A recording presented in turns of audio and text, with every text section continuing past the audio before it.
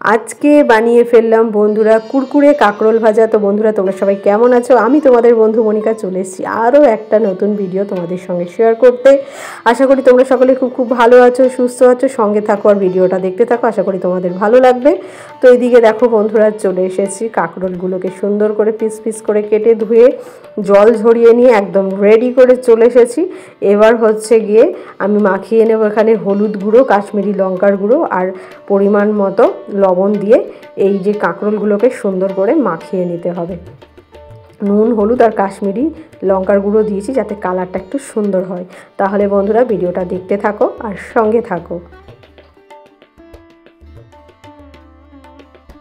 এখানে বন্ধুরা দেখো গ্যাস অন করে নিয়েছি আর এই দেখো কড়াই দিয়ে দিয়েছি সর্ষের তেল। আমার গরমও হয়ে এসছে সর্ষের তেল। এর উপরে কাঁকরোলের পিসগুলো একটা একটা করে সুন্দর করে সাজিয়ে দেবো। যতগুলো পিস ছিল সবই কিন্তু দেখো বন্ধুরা দিয়ে দিয়েছি। এই তেলেই কিন্তু সবকটা সুন্দরভাবে ভাজা হয়ে যাবে। দিয়ে দিলাম ঢাকা।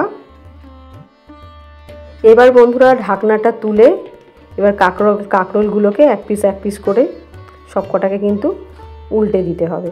এক পিঠ তো ভাজা হয়ে গেছে, এবার উল্টো পিঠটাকে আমাদের সুন্দর করে উল্টে দিতে হবে যাতে দু পিঠই সুন্দরভাবে কুড়মুড়ে করে ভাজা হয়ে যায়।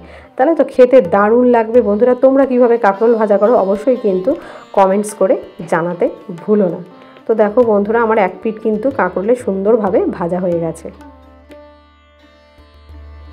তো দেখো বন্ধুরা ঢাকনাটা আবার খুলে তোমাদের সামনে চলে এসেছি। দেখো আমার কাঁকরোলগুলো কিন্তু সবকটাই সুন্দর কুরকুরে ভাজা হয়ে গেছে, একদম রেডি খাওয়ার জন্য। চলো, তো এখানে দেখো বন্ধুরা আমি কড়াই থেকে নামিয়ে ফেলেছি কুরকুরে কাঁকরোল ভাজা।